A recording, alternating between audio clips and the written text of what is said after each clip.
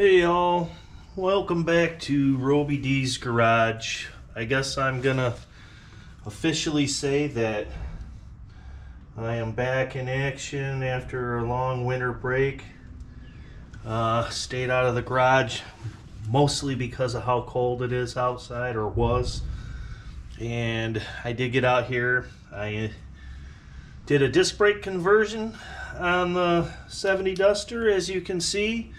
I just wanted to do a little recap. I had planned on doing a whole video on how to do this, or not a how to, but just a video on what I went through building building up the front end, replacing the parts and everything. So I got a little recap of what went on, what issues I ran into, and I'm just going to let you know how it went and everything and what I went through. It was a pretty, I'd say, kind of a easy job, but not super hard. I mean, not super easy. I would say if you're like a novice at working on cars and you have the tools and equipment to do what you can do, in case you run into any little issues, it's not that bad of a job. I used all OEM replacement parts. I didn't buy any special kits or anything.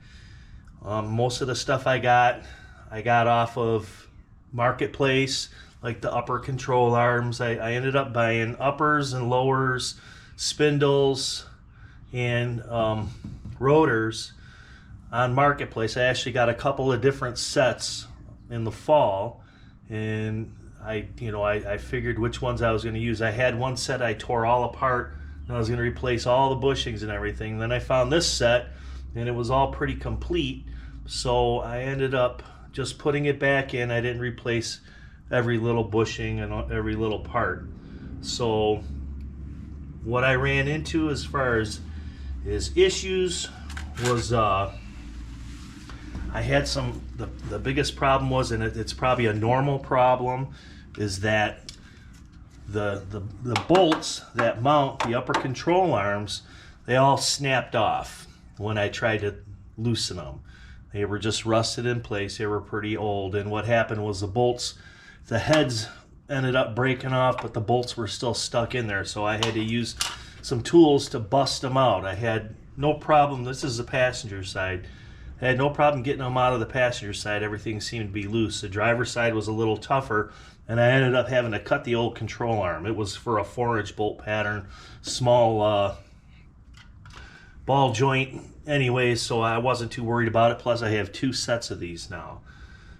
Everything that I did, it was kind of easy. The other trouble I had was where these control arms have cams, or not the control arms, the bolts have cams on them, and the cams ride along these little lips on the outside and on the inside of where the bolts bolt in. Well, on the passenger side, on this side here, if you can see it, the little lip that the cam rides on pretty much like broke right off. So I had to weld it back on. Now my weld job looks like crap, but I welded it on the inside real nice.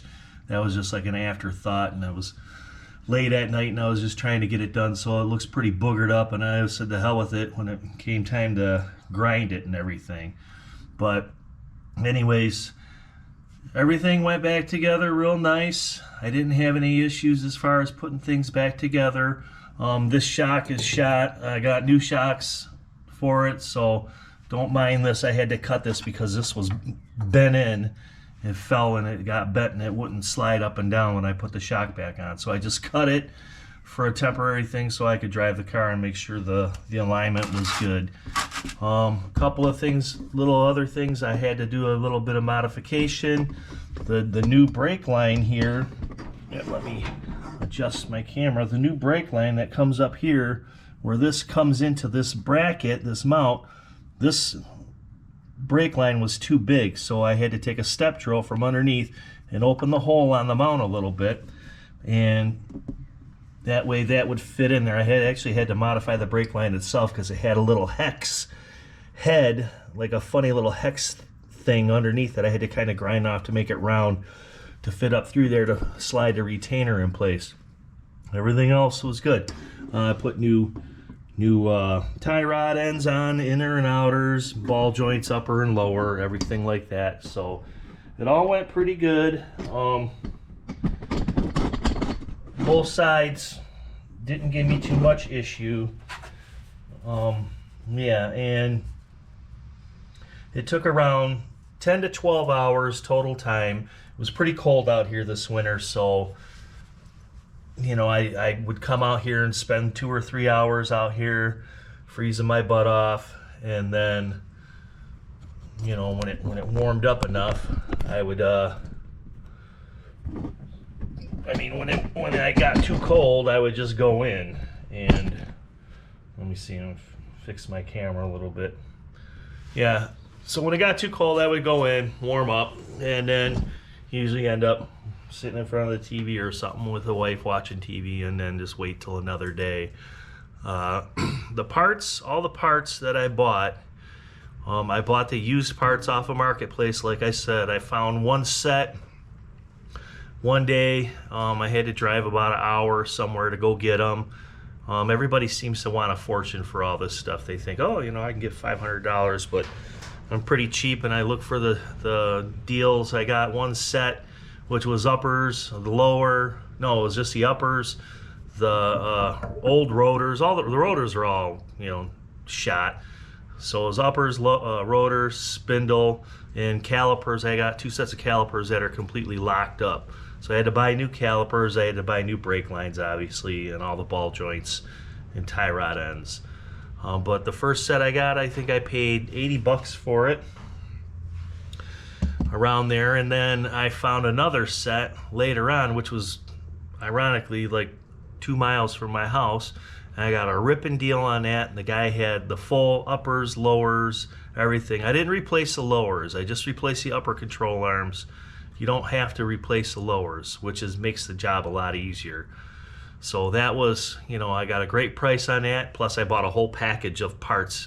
Turned out he had all kinds of cool stuff in his storage unit. He had wheels that I got a great deal on, all the rally wheels. I think I posted a little something on that already. A new K-frame with spool mounts for a V8. A manual steering unit that looks really nice and seems to be in pretty good shape, and you know, rear end, springs, everything. Anyways, so probably spent a couple $100 tops. No, actually about $350 tops on all the Marketplace parts, including the tires. The tires, I got a set of 4 rally wheels with tires on them. The tires are shot, but they all hold air, and I got them for a couple $100, but I'd say about $350 in purchases off of Marketplace, which isn't bad. As far as the newer parts, everything's, you know, nothing's like any high-end name like Moog or anything. I got everything off either Rock Auto or Parts Geek. I think mostly Parts Geek. Rock Auto, they're not, I don't know, something about them ain't that great. So I think I spent a couple $100 there. Probably about, you know, I want to say it was less than $500 total to do the swap. I still have a couple of things to do. I still have to, I want to get new rotors, even though these rotors don't look too bad. They're real clean. I'm looking at them right now. And I want to get new rotors. What else did I say I wanted to get? I can't remember exactly what it was, but you know, that was the important thing. Oh, brake pads. I'm using the same brake pads because the pads look like whatever I got this one kit off of. It had the pads and everything, and they probably been sitting there, you know, on a rusty caliper for 20 years. That's what it looked like. But put them on, they're working. The brakes are working, but I do have more to do. I have a master cylinder that I'm going to be putting in. That it's sitting up on the workbench behind me right now. I did a bench bleed on that, and maybe I'll do a little video on replacing that. It doesn't look too bad. Might be a quick job, so it'll be a quick video. I did have a whole video planned for this whole brake swap thing, but when I started to edit it, everything was all over the place because it was I was in and out of here all winter, you know, not all winter long, but a bunch of times in the winter trying to take care of stuff. And it was just, nothing looked good, nothing looked, you know, as far as video quality. So I decided I'm just going to show the recap on what it is, and we'll go from there. I will get the new shocks in and the master cylinder in soon, and see how it feels, if the car feels even better. It drove good. It tracked straight. The whole alignment thing, I was really surprised how easy it was to align this. Just used basic tools, basic measuring. I didn't even really measure big time. There was a way to set the camber up top for a maximum effect, and then you do the toe in with the tie rods, and sometimes that's kind of set the car track straight down the road. I might have to pull in the driver's side toe in just a tiny bit, and we'll see how it tracks then. It just barely pulled to the left, which really surprised me. I figured it would be all over the place. And I'm not going to spend $200 or $300 going to an alignment shop where those guys would be doing basically what I'm doing. You know, they don't work on old cars anymore. So yeah, so let's see, is there anything else? I got a little list here of things I wanted to talk about. The skill level, maybe I said so already, but it was, like I said, yeah, I did say so. It was moderate, maybe. It was easy if you have all the right tools and you're really inclined. Probably moderate if you're not really, you know, that mechanically inclined, but I think anybody could do it, you know, especially if you got a buddy that can help you and everything. Let's see.